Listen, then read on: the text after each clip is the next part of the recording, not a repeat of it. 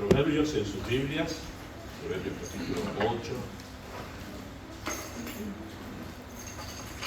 Bueno, mientras cantábamos esa canción, Ven a beber, es una figura que se utiliza mucho en la escritura, una figura simbólica, ¿sí? Figurativo, para hablar de una realidad espiritual. La razón por la cual se utiliza tanto el tema de la sed, el agua, ¿cuál es? Es que la escritura fue escrita, para la redundancia, en una cultura donde se caracteriza el clima por ser un clima árido, seco. Entonces para ellos era muy gráfico escuchar la sed, saciarse con agua, porque vivían en un clima muy árido, ¿sí? Es muy árido allá las tierras bíblicas, casi como Santiago del Estero, así, donde no hay tierra, hay polvo que se levanta en el verano y es tremendo. Bueno, para ellos era mucho más gráfico andar por esas tierras con sandalias y el calor y pegar al agua. Bueno, esa es la idea de la satisfacción que produce en verdad en el alma el Evangelio, la gracia de Dios. Ahí viene la idea, bueno, esa es la sensación, ¿sí? Y va bien ahí, la sensación que uno debería experimentar espiritualmente al poder encontrar y escuchar al Señor que sacia nuestra alma, ¿no? Bueno, simplemente porque pensaba eso mientras cantaba. Muy bien, Proverbios capítulo 8 en sus Biblias. Vamos a leer los versos 10 al 21, Proverbios capítulo 8.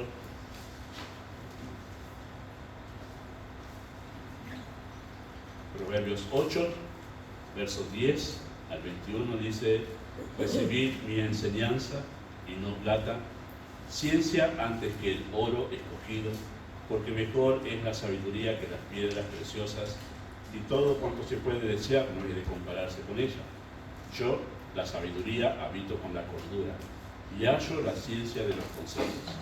El temor de Jehová es aborrecer el mal, la soberbia, la arrogancia, el mal camino y la boca perversa aborrezco. Conmigo está el consejo, el buen juicio. Yo soy la inteligencia, mío es el poder. Por mí reinan los reyes, los príncipes determinan justicia. Por mí dominan los príncipes y todos los gobernadores juzgan la tierra. Yo amo a los que me aman y me hallan los que temprano me buscan. Las riquezas y la honra están conmigo, riquezas duraderas y justicia, mejor es mi fruto que el oro y que el oro refinado. Y mi rédito mejor que la plata escogida. Por vereda de justicia guiaré por el medio de sendas de juicio, para hacer que los que me aman tengan su heredad y yo llene sus tesoros. Oramos. Amado Dios y Padre Celestial, damos muchas gracias por el grupo de creyentes que se han juntado en esta tarde aquí para poder buscarte a ti en oración y ofrecer sacrificios de labios que honran tu nombre. Deseamos que tú ahora quietes nuestros corazones y pensamientos, que nos dirijas a poder escuchar con atención, de tal manera que tú puedas hablar incluso más allá de lo que hemos de decir en este momento. Confiamos en el obrar soberano del Espíritu que, aunque la enseñanza o breve, puede ser usada por el Señor, por tu Espíritu, para tratar con nuestras almas, revelar a Cristo en un aspecto que no siempre nosotros pensamos. Por eso rogamos, Padre, que al considerar la sabiduría en distintos aspectos podamos nosotros llegar a comprender que esto también es vivir la vida cristiana, vivir de manera sana. Por eso pedimos tu bendición en el nombre de Jesús. Amén. Muy bien, estamos nosotros entonces en este capítulo que es parte de todo ese consejo que el Padre le da a su hijo como la educación que él tenía planificado para su hogar como Salomón. Hemos hablado ya incluso de los libros acerca de la dedicación que Salomón tenía en cuanto a la educación de los hijos, la relación con su esposa y la adoración a Dios. Y estos capítulos, bueno, sirven de respaldo para eso que hemos afirmado justamente los domingos. Estamos desarrollando este capítulo por bloques, como debe ser así una predicación expositiva, porque cada bloque contiene una idea que se explica allí, donde la sabiduría está presentada de una manera humanizada. ¿Qué quiere decir humanizada? Que se le ha dado personalidad. Entonces, por eso, como que habla en primera persona la sabiduría, y ya hemos dicho que en realidad quien habla es el Padre. Entonces tenemos que hacer ese trabajo mental de pensar que es el Padre que está hablando, enseñándole al Hijo cómo ser sabio, en qué consiste la sabiduría, cómo debería actuar él, si realmente la sabiduría, o cómo llegaría a actuar él si él realmente fuese una persona sabia. Esa es la idea, ¿sí?, de este pasaje. Yo sé que en verdad, en una cuestión teológica, cuando se llega a este pasaje, uno no puede dejar de ver a Cristo, quien es la sabiduría de Dios. Pablo lo dijo: Cristo, sabiduría de Dios y poder de Dios. Pero no hay duda que en verdad el texto nos lleva a nosotros a mirar cuestiones prácticas, que tiene que ver que si vemos a Cristo allí, lo que vemos es cómo actuaba Cristo, siendo Él el hombre más sabio del universo, ¿sí? Entonces eso es lo que está exponiendo el texto, lo que está exponiendo el Padre delante de Él, ¿sí? Y comienza ese versículo 10 con un mandato. Dice: recibir mi enseñanza y no plata, ciencia antes que el oro escogido. O sea, dos veces está la palabra recibir, una está explícita y la otra implícita, porque es recibir mi enseñanza y no plata. Reciban ciencia, recibid ciencia antes que el oro escogido, así se lee ese versículo, ¿sí? Y es el único imperativo en todo ese bloque de versículos, del 10 hasta el 21, ¿sí?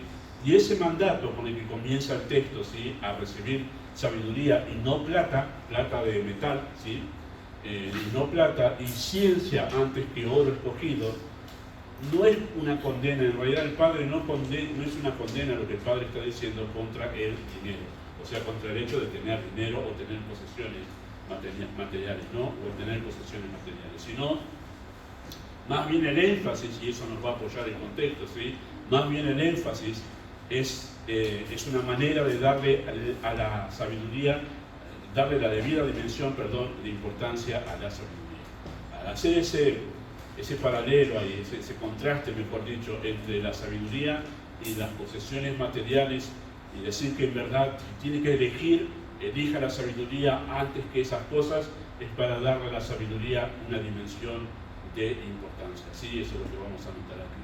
Y es una exhortación, ¿sí?, lo que el Padre dice allí cuando dice recibir, es una exhortación para colocar la sabiduría como un valor superlativo, ¿sí?, mucho más valioso que las posesiones materiales. Yo sé que poéticamente esto suena muy lindo, incluso cuando lo leemos en Proverbios, y wow, qué bueno, sí, la sabiduría mucho más valiosa que las posesiones materiales. Bueno, el asunto es que esto tiene que ser llevado a la vida real. Cuando nosotros somos puestos en situaciones donde sabemos lo que es correcto, pero decidimos por lo conveniente para el momento, ¿sí? Cuando estamos presionados por cuestiones monetarias, por cuestiones de posesiones materiales, sabemos en verdad que es correcto, pero decidimos, eso es conveniente ahora, aunque sé que eso no es correcto. Eso es lo que está diciendo acá el Padre.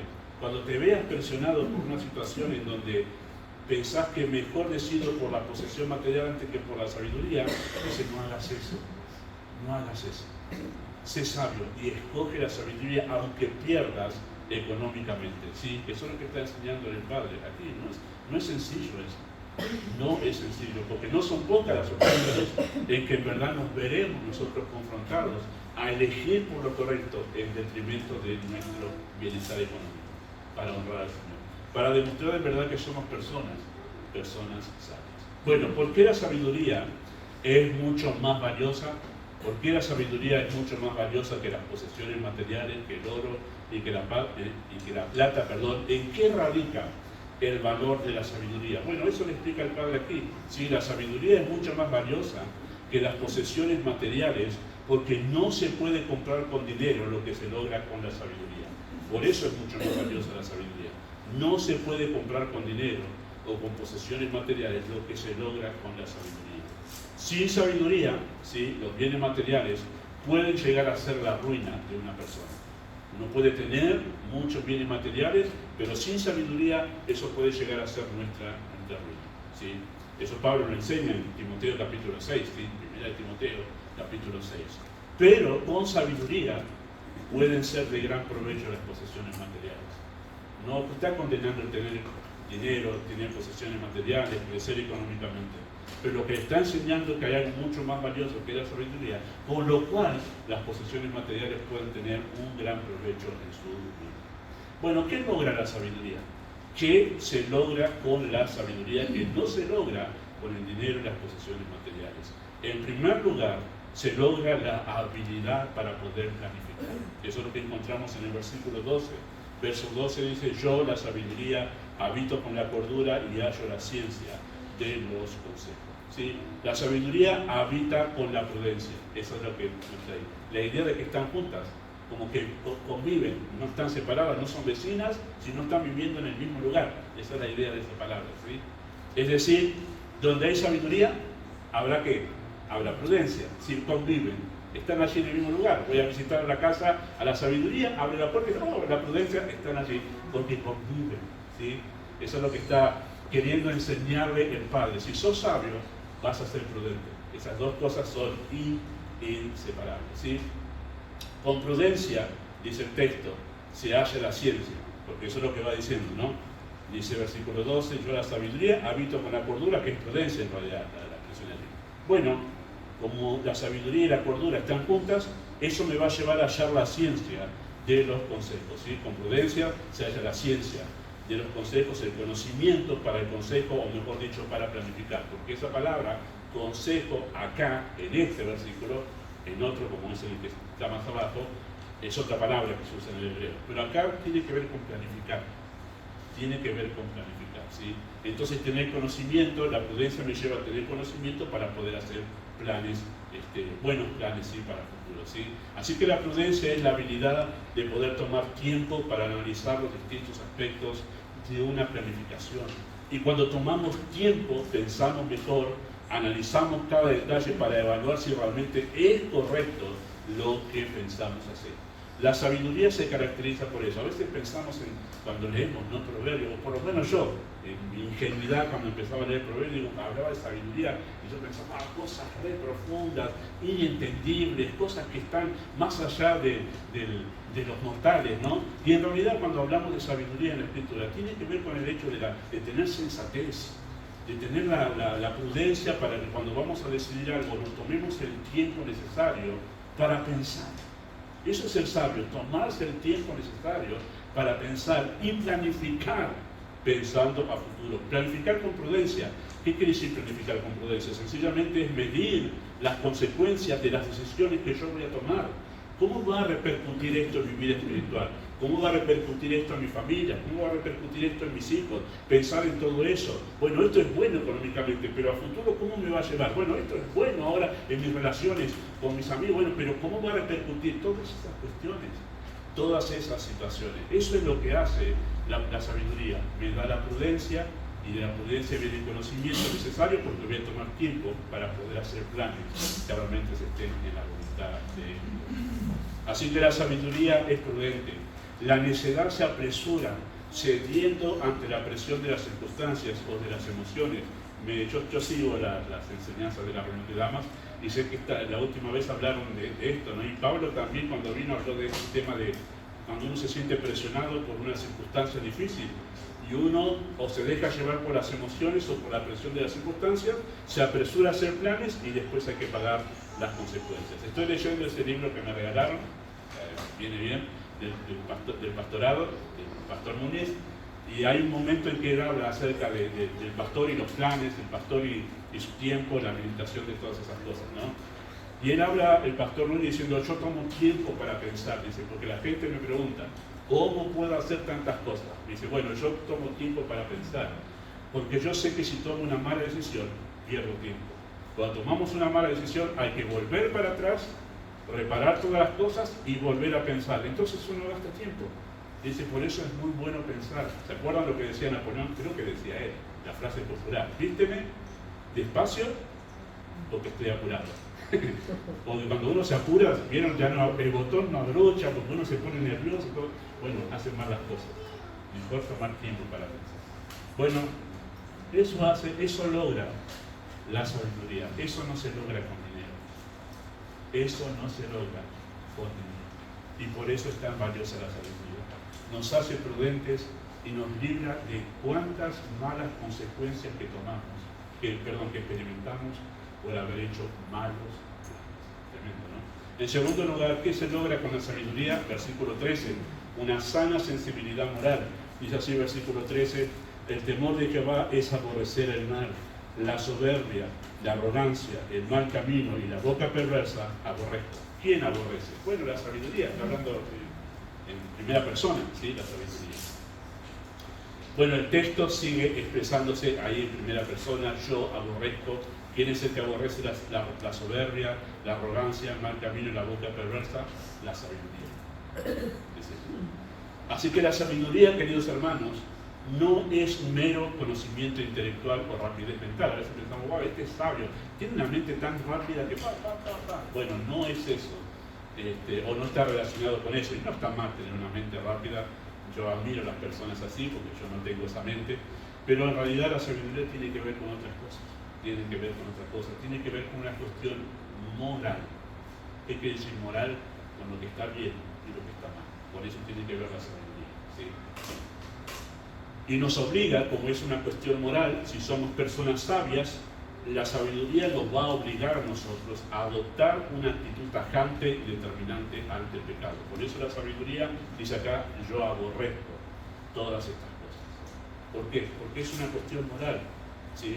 Así que la conclusión sería esta: si hay sabiduría, entonces hay santidad. Y donde hay santidad es porque hay sabiduría. Otra vez, viven juntos, ¿sí? Están allí, están en el mismo lugar. La sabiduría nunca nos guiará a pecar, porque ella aborrece el pecado. Me gusta cómo lo expresa Santiago a mí, ¿sí? Me gusta mucho más cómo lo expresa Santiago, porque Santiago dice esto que está diciendo el proverbio, que la sabiduría es una cuestión moral. Dice capítulo 3 de Santiago, versos 13 al 18, de esta manera: ¿quién es sabio y entendido entre vosotros? Muestre por la buena conducta sus obras en sabia mansedumbre. ¿Anotado? Conducta y sabiduría, las dos cosas van juntas. Versículo 14, pero si tenéis celos amargos y contención en vuestro corazón, no os jactéis ni mintáis contra la verdad. Porque esta sabiduría, esto de creerse maestros, pero a la misma vez tener actitudes como de celos amargos en el corazón, jactancia, esta sabiduría no es la que desciende de lo alto, sino terrenal, animal y diabólica. Es tremendo lo que está diciendo Santiago. Pero está hablando que en realidad uno puede tener mucha elocuencia para hablar y conocimiento, ¿sí? Pero si eso no va acompañado con un carácter, ¿sí? Dice que esto es diabólico. Es tremendo eso. Es diabólico, lo dice Santiago. Porque donde hay celos y contención, allí hay perturbación y toda obra perversa. Lo que está diciendo Santiago es que muy probablemente alguien padece de celos, parece una enfermedad, como lo dije, ¿no? Que experimenta celos o es jactancia y todo eso. Santiago dice que es muy probable que lo que haya detrás de eso es obra perversa. Esa persona está escondiendo un pecado en su vida. Eso es lo que está diciendo. Dice, ahí hay toda obra perversa. Así que tengan cuidado cuando están experimentando eso o se conocen a alguien así, porque es muy probable que atrás de todo eso, en realidad en la raíz hay una vida de pecados ocultos, de toda índole, porque dice toda obra perversa. Así que bueno, noten hasta dónde va la cuestión de la necedad. Es una cuestión moral, ¿sí? No simplemente intelectual. Y dice el versículo 17, pero la sabiduría que es de lo alto es primeramente pura, después pacífica, amable, benigna, llena de misericordia y de buenos frutos, sin incertidumbre ni hipocresía, y el fruto de justicia siembra en paz para aquellos que hacen la paz. Así que la sabiduría es una cuestión moral. Y cuando nosotros actuamos de manera necia, o alguien actúa de manera necia, hay que empezar a revisar cómo es la conducta privada de esa persona, o debemos empezar a revisar nuestra conducta privada y exponernos al Señor. Decir, Señor, examina mi corazón y ve si hay en mí camino de perversidad, porque ¿qué me está llevando a ser celoso? ¿Qué me está llevando a ser jactancioso? Hay un pecado oscuro y malo dentro del corazón que quizás yo no lo conozco. Es así. Así que la necedad es complaciente e insensible ante el pecado. Proverbios dice que el simple todo le da lo mismo, pero no es así la sabiduría. Nos da sensibilidad moral. En tercer lugar, ¿qué se logra con la sabiduría que no se logra con la plata, con las posesiones materiales? Bueno, en tercer lugar, es que desarrolla un carácter responsable. Versículo 14 al 17 dice así: conmigo está el consejo y el buen juicio. Yo soy la inteligencia, mío es el poder. Por mí reinan los reyes, los príncipes determinan justicia, por mí dominan los príncipes y todos los gobernadores juzgan la tierra. Yo amo a los que me aman y me hallan los que temprano me buscan. Ese último versículo que a veces lo usan los enamorados para tratar de conquistar a alguien, ¿no? Lo sacan del contexto, pero ese versículo es la sabiduría diciendo: los que me buscan antes de empezar a sufrir las consecuencias, o yo los amo. Esa es la idea de este texto. A veces nosotros tratamos de buscar sabiduría cuando ya el barco se hundió. Todo tremendo, ¿no? Pero acá dice: yo amo a los que me buscan temprano antes de experimentar ya las consecuencias de sus malos pasos. Pero es interesante que desarrolla un carácter responsable, porque ahí está hablando justamente acerca de las personas que están en alta responsabilidad, ¿no? Los gobernantes. Así que la sabiduría se hace evidente mediante el consejo, el buen juicio y el discernimiento. Así que una persona así, con buen juicio, con discernimiento y que es sabia para los consejos, una persona así tiene el poder. Mío es el poder, dice ahí, la sabiduría. Me dan responsabilidades, eso es lo que quiere decir ahí. Accede a lugares de alta responsabilidad.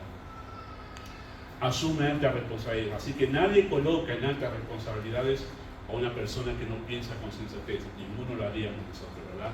Poner ahí. Por eso es que la sabiduría tiene el poder. ¿Sí? Por eso es que todo lo que es necesario para responder apropiadamente en los lugares de alta responsabilidad se halla ¿dónde? En la sabiduría.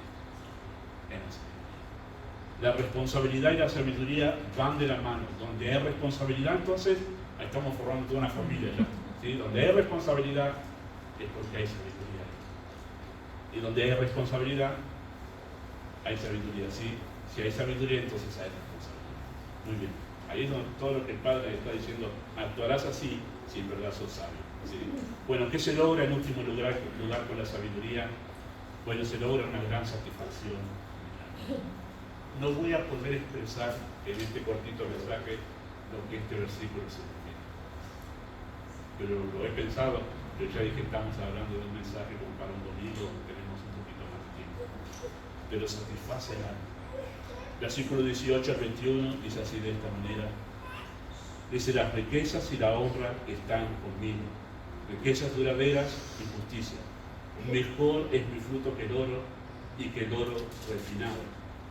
Y mi rédito mejor que la plata escogida. Por vereda de justicia guiaré por el medio de sendas de juicio, para hacer que los que me aman tengan su heredad y yo llene su tesoro. Esa expresión es tan preciosa: yo llene su tesoro. Ahora, pareciera una contradicción, ¿no? Primero le dice: elige sabiduría y no plata. Pero ahora dice acá que la sabiduría llenará mis tesoros. ¿Qué quedamos, papá? Le está diciendo el hijo. Bueno, en realidad no es eso lo que le está diciendo el padre, que dale, sé sabio porque te vas a hacer rico. No es esa la idea. Estos versos no son promesas de bendiciones materiales por escoger justamente la sabiduría. En realidad dice todo lo contrario. La verdadera riqueza está en poseer la sabiduría. Dice: yo, la sabiduría, soy tu riqueza. Esa es la idea de esta expresión. Por eso dice: yo lleno tus tesoros. O sea, yo te satisfago más de lo que te puede satisfacer todas las posesiones materiales. Esa es la idea de esto, ¿sí? Así que la verdadera riqueza está en poseer sabiduría. No hay mayor bien que saber que estamos en el camino correcto. Porque dice: yo guiaré por veredas de juicio, ¿sí? En medio de senda de juicio, los va a guiar para que ellos obtengan su heredad, para que lleguen justamente al lugar. Para entender un poquito nomás, para un judío, tener su heredad era mucho más significativo que para nuestra cultura tener casa propia. Estaba muy ligado a la bendición de Dios, pero estaba ligado al hecho de que estoy bien con Dios. Cuando ellos pecaban, lo que hacía es perdían su heredad. Había mucho más implicado en todo esto. Y por eso habla aquí del hecho de que, siendo sabio, vas a tener una vida tranquila y en paz. Vas a tener tranquilidad. Hermanos, eso no se consigue con dinero. No se consigue con dinero, sino con la salud. Con la bendición de saber que uno está en la voluntad de Dios y está haciendo lo correcto delante de Dios. Cuánta intranquilidad, por más dinero que tengamos, trae a nuestro corazón saber que hemos tomado malas decisiones y que hemos hecho lo incorrecto. Que el dinero no nos puede dar esa paz, solo la salud. Así que satisface el alma de una manera inexplicable, y lo digo de verdad. Los que estudiamos la Escritura podemos entender un poco más de verdad lo digo. Porque cuando nos empezamos a estudiar y a escarbar en la Escritura y empezamos a encontrar tesoros ahí, la alegría que causa a nuestra alma escuchar que el Señor nos habló ahí y que empezamos a encontrar una perla preciosa que satisface, y en verdad es como la canción dice: cuando Cristo se vuelve precioso, todo lo de este mundo pierde su valor. Eso sucede cada vez que entramos aquí y el Señor nos habla con su sabiduría, y esa sensación y satisfacción interior no se compra con ningún dinero, solamente con el precio que Cristo pagó. Bueno, seguiremos la próxima con el último bloque ahí de esta exaltación en el capítulo 8 de la sabiduría. Señor, los bendiga.